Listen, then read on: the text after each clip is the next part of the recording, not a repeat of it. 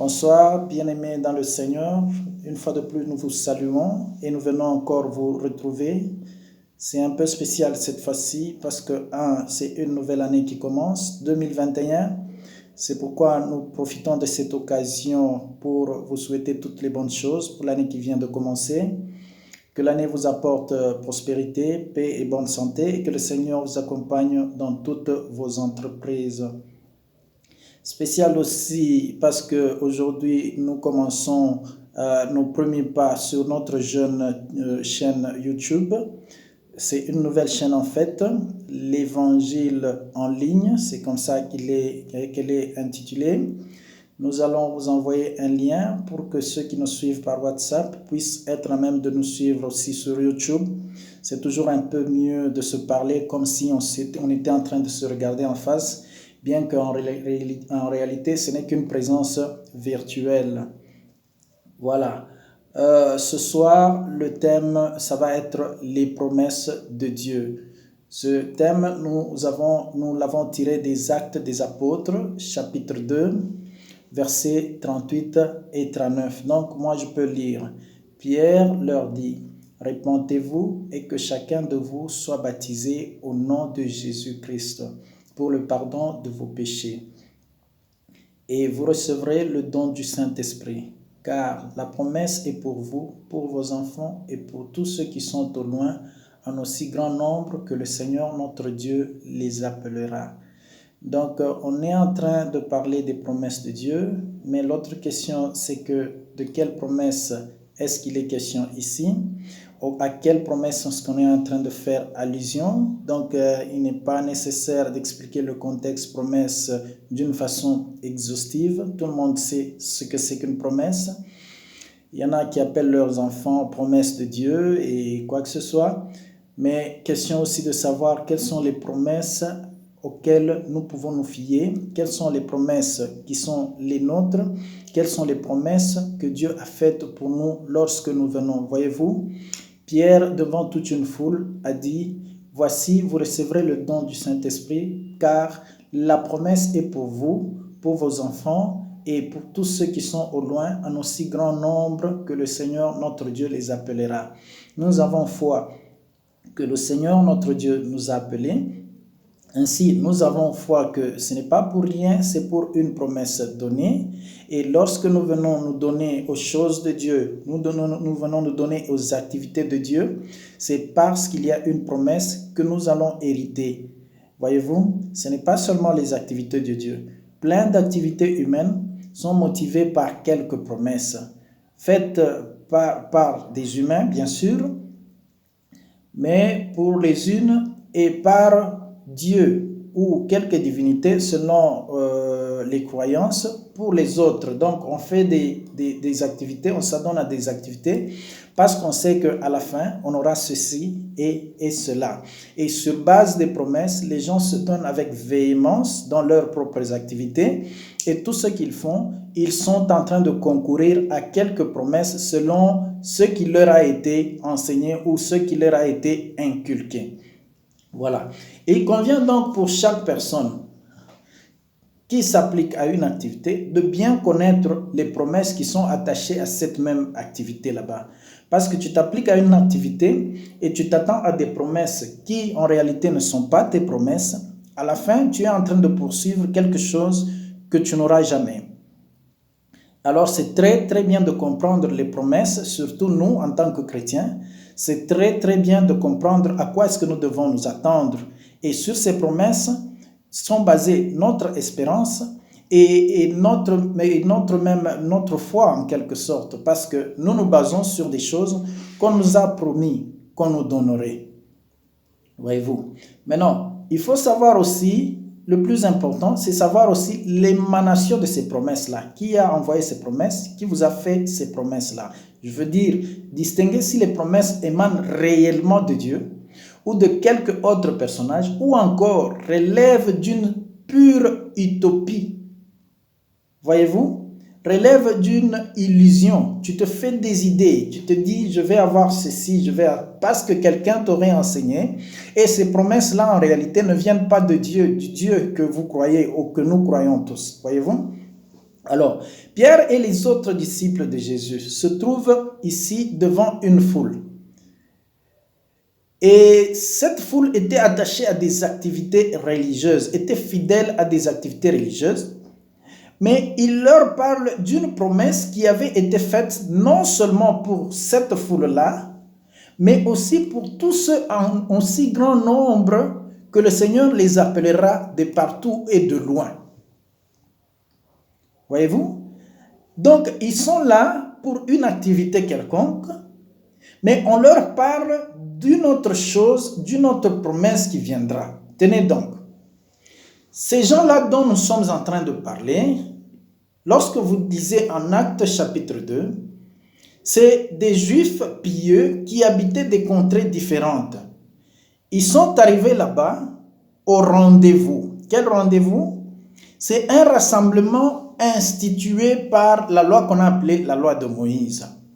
Où qu'ils devaient être, ils étaient censés ce jour-là se rencontrer parce que c'était la fête, la convocation pour la fête de la Pentecôte. Parce qu'ils allaient là-bas, et or nous avons dit que toute activité est attachée à quelques promesses. Donc ils allaient avec l'espoir de bénéficier de certaines promesses selon les enseignements qui leur a été transmis. Maintenant, lorsqu'ils arrivent là-bas, Pierre se tient debout. Il lui pose encore la question, qu'est-ce que nous pouvons faire? C'est après un discours où Pierre a bel et bien présenté le Seigneur comme le sauveur qui est venu sauver l'humanité.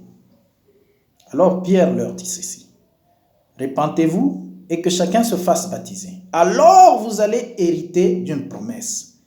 Donc ces gens-là, lorsqu'ils allaient là-bas, on ne leur parlait pas d'un baptême au nom de Jésus-Christ. Non, ils ne se faisaient pas baptiser auparavant au nom de Jésus-Christ.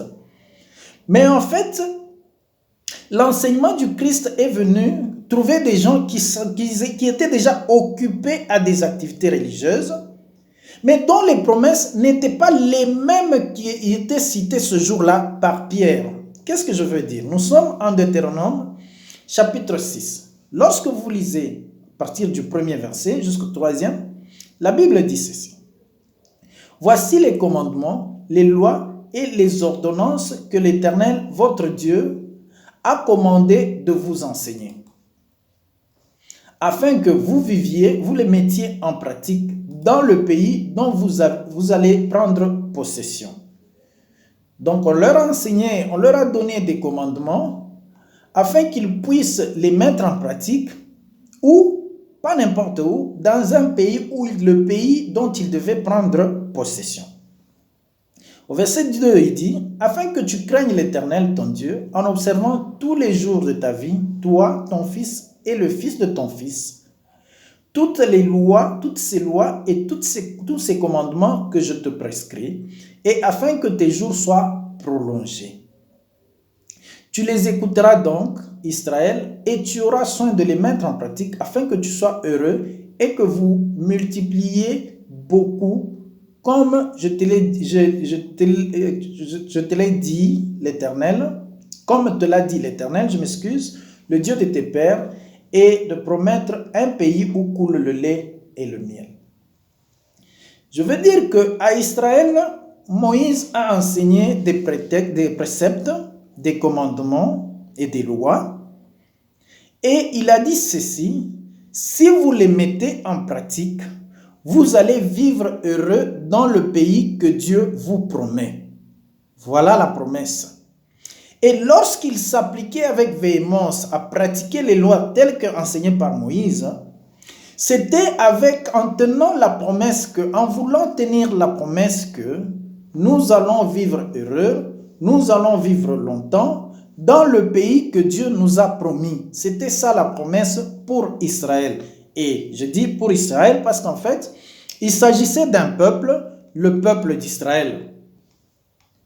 Ici, il n'est pas question de se repentir, de se faire baptiser au nom de Jésus, mais d'une condition autre que celle-là.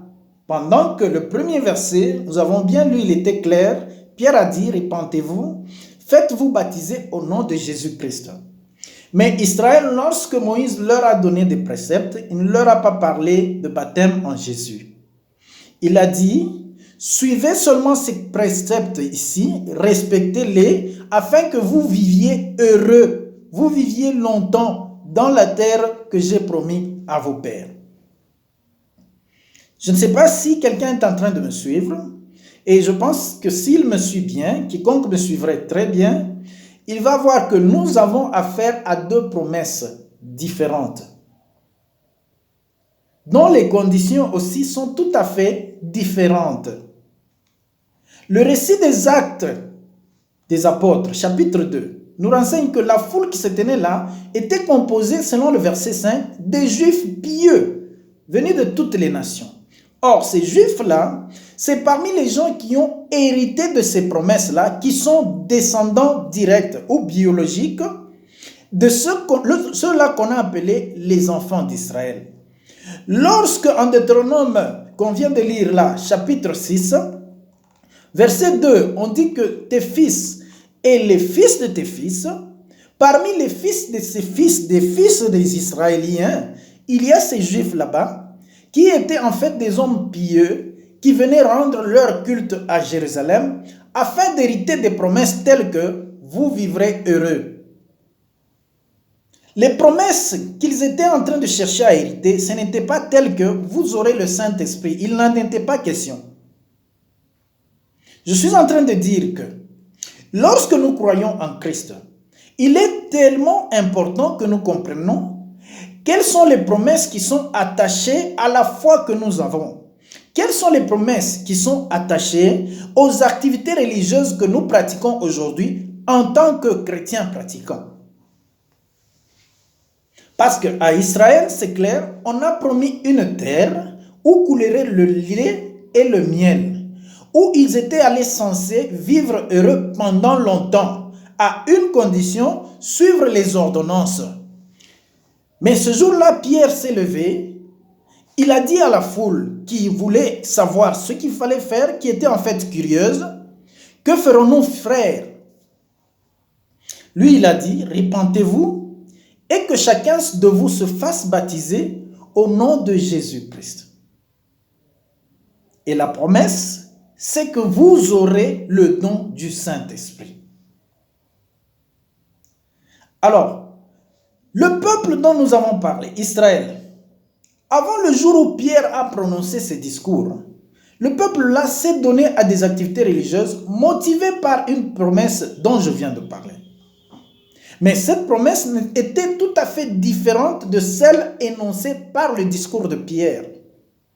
Alors, Dieu leur fit dire d'observer scrupuleusement les ordonnances, leur transmise, afin qu'ils puissent vivre heureux dans la terre promise. On leur a promis une terre où vivre heureux, raison pour laquelle ils pratiquaient les lois leur enseignées par Moïse. C'est simple. En Deutéronome chapitre 6, quand vous lisez au verset 20, Moïse leur dit que lorsque vos enfants vous demanderont, vous direz, vous êtes les descendants d'Israël, et que c'est la condition pour hériter les promesses, celle de vivre heureux dans la terre promise. Lorsque les enfants des enfants d'Israël devaient demander à leur père, pourquoi est-ce que nous pratiquons ce que Moïse nous a enseigné? Voilà la réponse. Nous les pratiquons parce que nous sommes les enfants d'Israël, nous sommes descendants d'Israël. Et la seule condition pour vivre heureux, c'est celle-là. Donc pendant que je parle, je sais que ceux qui nous ont suivis plusieurs fois savent pertinemment que quand on parle d'Israël, on ne parle pas de nous. Et nous sommes chrétiens.